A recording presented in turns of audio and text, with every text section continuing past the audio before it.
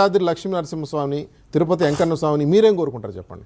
ఎందుకంటే ఇద్దరు కూడా దేవుళ్ళని ప్రార్థిస్తూ ఉన్నారు. బీజేపీ నేతగా మీరేం కోరుకుంటారు, మీరేం ప్రార్థిస్తారు? నమస్తే అండి, అందరికీ నమస్తే. ఇప్పుడు ప్రజలు చూస్తున్నారు, ప్రజలు ఎదురు చూస్తున్నారు. అసెంబ్లీ జరుగుతూ ఉంది, మా సమస్యల గురించి మాట్లాడతారా, మా సమస్యలను అడ్రస్ చేస్తారా అని చెప్పి ప్రజలు ఎదురు చూస్తున్నారు. మన జరిగిన లోకల్ బాడీ ఎన్నికలు అయిపోయినాయి, ఇంకా మళ్ళీ తర్వాత ఎప్పుడు ఎన్నికలు పెడతారు అని చెప్పి యాక్చువల్గా పెట్టాలి, ఇమీడియట్గా ఎలక్షన్స్ పెట్టాలి. కానీ మళ్ళీ రాజకీయం చేయాలనే ఆలోచనతో రేవంత్ రెడ్డి గారు అసెంబ్లీలో చర్చించి నిర్ణయం తీసుకున్నాం ఎప్పుడు ఎన్నికలు పెట్టాలని చెప్పి. స్థానిక సంస్థల ఎన్నికలు ఒకటే దఫాలో కంప్లీట్ అయిపోయి ఉంటే అదొక అవకాశం ఉంటుండే నెక్స్ట్ పాలన పైన దృష్టి పెట్టడం కోసం. రాజకీయాలు చేయాలి కాబట్టి రాజకీయాలు చేసి ప్రజల దృష్టి మళ్లించాలనే ఉద్దేశంతో వీరు సాగదీస్తూ ఉన్నారు ఎన్నికల్ని. అప్పుడు సర్పంచ్ ఎన్నికల్ని 2 సంవత్సరాలు వాయిదా వేసి ఏం సాధించారు? నిధులు మురిగిపోవడం తప్ప ఏం సాధించారు ఈ రాష్ట్ర ప్రభుత్వం? అన్ని కళ్ళబుల్లి కబుర్లు చెప్పారు, 42% రిజర్వేషన్లు ఇస్తామని చెప్పారు, పార్టీ తరఫున ఇస్తామని చెప్పారు. ఎక్కడ ఎవరికి రిజర్వేషన్లు లేవు, ఏం లేవు. దాని గురించి సోయి కూడా లేదు. ఇప్పుడు దాని గురించి మాట కూడా మాట్లాడట్లేదు. ఇప్పుడు కొత్తగా మళ్ళీ అసెంబ్లీలో చర్చించి నిర్ణయం తీసుకొని ఎంపీటీసీలు జెడ్పీటీసీ ఎన్నికలు పెడతాము అని చెప్పి ఒక చౌకబారు ప్రకటనలకే పరిమితం అవుతుంది. కానీ ప్రభుత్వం దగ్గర ఒక స్పష్టమైన విధానం లేదు, ఎజెండా లేదు, ప్రజల ఎజెండా అసలుకే లేదు. వీరు ఎక్కడ తిరిగి ఎటు తిరిగి ఎజెండా ఏంటి వీరిది అని అంటే వ్యక్తిగత దూషణల ద్వారా ఆ ప్రజల దృష్టి మళ్లించి అంటే ఏదైతే కామెంట్ చేస్తారో, వ్యక్తిగతంగా కామెంట్ చేస్తారో వారిని వీరు విమర్శించుకుంటూ కాలక్షేపం చేయడం కోసం ప్రయత్నం చేస్తున్నారు. కానీ ప్రజల ఎజెండా ఇదో ఈ అసెంబ్లీ సమావేశాలు ప్రారంభమవుతున్నాయి, దీనిపైన మేము చర్చకు వస్తున్నాం అని చెప్పి ప్రభుత్వం ఏమైనా స్పష్టంగా చెప్తుందా అండి? దాని గురించి మాట్లాడడం కోసం ప్రయత్నం చేస్తూ ఉందా? పాలమూరు రంగారెడ్డి గురించి మాట్లాడుతూ ఉన్నారు, ఇంత ముసలి కన్నీరు గారుస్తూ ఉన్నారు పాలమూరు రంగారెడ్డి గురించి. ఆ ప్రభుత్వము పాలమూరు రంగారెడ్డి ప్రాజెక్టు ప్రారంభించింది, దాన్ని మధ్యలోనే వదిలిపెట్టింది. ఈ ప్రభుత్వం వచ్చిన 2 సంవత్సరాల కాలం లోపల తట్టడి మట్టెత్తలేదు. ఎట్లా పూర్తి అవుతుందండి? దక్షిణ తెలంగాణకు అన్యాయం జరిగింది అని చెప్పి పాలమూరు బిడ్డనే ముఖ్యమంత్రిగా చేసుకుంటే పాలమూరు బిడ్డ రేవంత్ రెడ్డి ఏం చేస్తున్నాడు? ఏమన్నా ఒక్క కార్యక్రమం పాలమూరుకు సంబంధించిన ఒక్క ప్రజా ప్రయోజన కార్యక్రమం ఒక్కటి చెప్పండి. ఎందుకు చేయలేదు? ఈ 2 సంవత్సరాల కాలం సరిపోలేదా? మీకున్న పుణ్యకాలం కాస్త ఇంకా 3 సంవత్సరాల్లో గడిచిపోతూ ఉంది కదా. ఇంకొక 2 సంవత్సరాలు అయితే ఎన్నికల సంవత్సరం వస్తుంది. ఇంకేం చేస్తారు? ఎప్పుడు చేస్తారు? ఎదురు చూస్తూ ఉన్నారు కదా అండి మీరు. దాంట్లో కూడా ఇప్పుడు నిధులు కేటాయించకుండా లేదు, ఆ ప్రాజెక్టును అక్కడనే పెట్టి కొత్త ప్రాజెక్టుగా మేము కొడంగల్ ఎత్తిపోతల పథకం అని చెప్పి తెచ్చిండు కదా, దానికన్నా నిధులు కేటాయించిరా? అది లేదు. ఏది లేకుండా కార్యక్రమాలు ఎట్లా జరుగుతాయండి? మీరు గడిచిన ప్రభుత్వము తప్పులు చేసింది, అవినీతి చేసింది, అక్రమాలు చేసిందనే ప్రజలు తిరస్కరించారు, పక్కన పెట్టిరు. మీరు పదే దాన్నే తవ్విదిస్తాం ఏం చేసిండ్రు? ఇప్పటికీ ఏది చేయలేదు.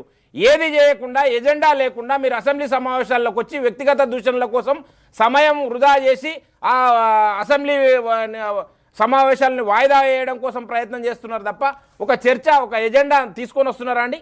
కనీసం మీడియా కన్నా ఒక లీక్ రావాలి కదా, ఇదో ఈ బిల్లులు తీసుకొని వస్తున్నాము, ఈ ప్రజా ప్రయోజనం. బీఆర్ఎస్ వాదనలు తిప్పికొడదాం ఆధారాలతో సిద్ధంగా అని అధికారులకి రేవంత్ రెడ్డి దిశానిర్దేశం వస్తుంది. బీఆర్ఎస్ వాదనలు తిప్పికొట్టే మీరు అధికారంలోకి వచ్చారు కదండి. ఇప్పుడు కొత్తగా వాదనలు ఏమి వినిపిస్తారు వాళ్ళు? మీరు చెప్పే వాదనలు తిప్పికొట్టి దానివల్ల ప్రజలకేం ఉపయోగం ఉంటుంది? మీరు ప్రజలకు ఏదన్నా చేస్తామని చెప్పి ఒక స్పష్టమైన ఎజెండా ఎందుకు లేదు? ప్రజా సమస్యల మీద మాట్లాడండి, ప్రజా సమస్యల గురించి, ఆ సమస్యల పరిష్కారం గురించి మాట్లాడండి. మీరు చెప్పినాక అరే రేషన్ కార్డులు ఇంకా మొదలైతే లేవండి, ఇస్తున్నాం అని చెప్పి గొప్పగా ప్రకటనలు ఇస్తున్నారు. కానీ రేషన్ కార్డులు ఏడిస్తున్నారు? ఇందిరమ్మ ఇండ్లు అని చెప్పి ఏడగట్టిస్తున్నారు. ఎక్కడ బడ్జెట్ కేటాయిస్తున్నారు? కేటాయించిన బడ్జెట్ నిధులను ఎక్కడ ఖర్చు చేస్తూ ఉన్నారు? ఎక్కడా లేదు కదా. ఇప్పుడు ఏమన్నా అంటే రేవంత్ రెడ్డి గారు మన కొడంగల్ పోయి ఏం చెప్తాడు? 3,000 కోట్ల రూపాయలు నేను ఢిల్లీకి పోయి తీసుకొని వస్తా, గ్రామ పంచాయతీ కొత్తగా ఏర్పడిన గ్రామ పంచాయతీలకు ఇస్తా అని చెప్పి. మీరు ఇచ్చేదేంది? కేంద్ర ప్రభుత్వం ఆటోమేటిక్గా పాలన ఏర్పడ్డది కాబట్టి ఇప్పుడు నేరుగా నిధులు వస్తాయి. కేంద్ర ప్రభుత్వం నుంచి 15వ ఆర్థిక సంఘం నిధులు నేరుగా వస్తాయి. ఒక్కొక్క మనిషికి లెక్క చొప్పున వస్తాయి. ఎక్కడ 3,000 కోట్లు కాదు, 3,500 కోట్లు నేరుగా వస్తాయి. నీవు కేటాయించే నిధులు ఏముంది? నీవిచ్చే నిధులు ఏముంది? దానికి సంబంధించిన లెక్కలు చెప్పు.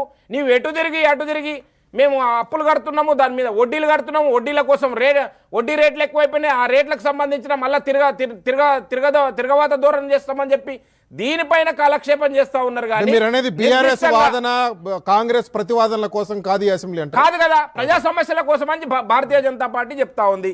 ఇంకొక విషయం అండి, మీరు విజయ్ గారు చెప్పారు మేము అన్ని కంప్లీట్ చేసినాము, ఆ ఉమ్మడి రాష్ట్రంలో మొదలుపెట్టిన ప్రాజెక్టులన్నీ మేము అన్ని కంప్లీట్ చేసినాము, పాలమూరు రంగారెడ్డిలో ఎస్పెషల్లీ అన్ని ప్రాజెక్టులు కంప్లీట్ చేసినామని చెప్పారు కదా. నేను కూడా పాలమూరు బిడ్డనే. కల్వకుర్తి లిఫ్ట్ ఇరిగేషన్ ఒక ఎగ్జాంపుల్ చెప్తున్నా. కల్వకుర్తి లిఫ్ట్ ఇరిగేషన్ ప్రాజెక్ట్ పేరే కల్వకుర్తి లిఫ్ట్ ఇరిగేషన్. కల్వకుర్తికి నీళ్ళు వచ్చినాయండి, కల్వకుర్తి నియోజకవర్గానికి కంప్లీట్ చేసినామని చెప్తా ఉన్నారు కదా. ఎక్కడ కల్వకుర్తికే కంప్లీట్ చేయని ప్రాజెక్టు మీరు ఏడ కంప్లీట్ చేసినామని చెప్తా ఉన్నారు. సరే చెప్పుకోండి, ఈ చేతగాని ప్రభుత్వం, ఈ 2 సంవత్సరాల్లో ఈ చేతగాని ప్రభుత్వం ఉంది కాబట్టి మీరు అన్ని గొప్పలు చెప్పుకుంటా ఉన్నారు, చేసిన అన్ని మావే అని చెప్పుకుంటున్నారు. ఈ ప్రభుత్వంలోనేమో సోయి లేకుండా పోయింది. వీరేమో వ్యక్తిగత ఎజెండాలు పెట్టుకున్నారు, వ్యక్తిగత ఆదాయాలు పెంచుకోవడం కోసం, ఆస్తులు పెంచుకోవడం కోసం, ఎవరిని బ్లాక్మెయిల్ చేయాలి, ఎట్లా అక్రమాలు చేయాలి, అవినీతి చేయాలి, దాని ద్వారా డబ్బు సంపాదన చేయాలని ఈ ప్రభుత్వం ఎజెండాగా పెట్టుకున్నది. ఈ ప్రభుత్వంలో ఒక్కటంటే ఒక్కటి ప్రజా ప్రయోజన కార్యక్రమం జరగట్లేదు. వ్యక్తిగతంగా వాళ్ళ ఆస్తులు పెంచుకోవడం కోసం, రాజకీయంగా ఒకరినొకరు తక్కువ చేసుకోవడం కోసం ప్రయత్నం చేస్తుంది రేవంత్ రెడ్డి ప్రభుత్వం తప్ప ప్రజల కోసము అరే మాకు అవకాశం వచ్చింది, 10 సంవత్సరాల బీఆర్ఎస్ పాలన, అవినీతి పాలన, అక్రమాల పాలన అని మీరు చెప్పారు కదా. దాని తర్వాత మేము కొత్తగా ప్రజాపాలన అని చెప్తా ఉన్నారు కదా. దాని ద్వారా ప్రజలకు ఏం మేలు జరుగుతుంది? రేవంత్ రెడ్డి ద్వారా ఒక్కటంటే ఒకటి ప్రజా ప్రయోజన కార్యక్రమం ఒక్కటి. పాలమూరు జిల్లాకా రాష్ట్రానికా మీరు చెప్తున్నారు? పాలమూరు జిల్లానండి. పాలమూరు జిల్లాలో పాలమూరు జిల్లా రాష్ట్రానికి జరగట్లేదు, పాలమూరు జిల్లాకు జరగట్లేదు. ఈవెన్ దో రేవంత్ రెడ్డి గారి ప్రాతినిధ్యం ఆయన పుట్టి పెరిగిన ఆ గ్రామానికి కూడా జరగట్లేదు. మననే మాట్లాడుకున్నాం కదా సార్, ఆ రోడ్డు కూడా కంప్లీట్ కాలే. 2 సంవత్సరాలు పూర్తయింది, 3.5 కిలోమీటర్లు ఇప్పటికి కంప్లీట్ కాలే. మీరు కావాలంటే పోయి చూడమని చెప్పండి మీ కెమెరామెన్ ఎవరన్నా ఉంటే.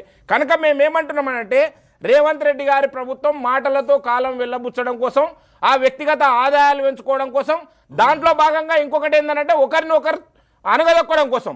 మా అధికారంలో ఉన్న పార్టీ ఉమ్మడిగా కార్యాచరణ తీసుకొని ముందుకు వస్తే రాష్ట్రానికి ఏమైనా ప్రయోజనం జరుగుతుంది. ఆ మంత్రిని అనగదొక్కాలి, ఈ మంత్రిని అనగదొక్కాలి, వారికి రావద్దు, వీనికి రావద్దు, వీనికి పేరు రావద్దు, మాకు ఆదాయం పెరగాలని అనుకుంటా ఉంటే రాష్ట్రానికి ఏ విధంగా ప్రయోజనం జరుగుతుంది? రాష్ట్రానికి, రాష్ట్ర ప్రజలకు ఏ విధంగా ప్రయోజనం జరుగుతుంది? దీనికి ఏమీ మూల్యం చెల్లిస్తున్నది ఎవరండి? సామాన్య ప్రజలు. సామాన్య ప్రజలు మీ పైన గంపెడు ఆశలు పెట్టుకొని మిమ్మల్ని అధికారంలోకి తీసుకొని వస్తే మేము ఫ్రీ బస్ ఇచ్చినాం ఒక్కటి తప్ప ఇంకొకటి ఏదన్నా చెప్తా ఉన్నారా అండి మీరు? ఒక్కటి కాకుండా ఒక్కటి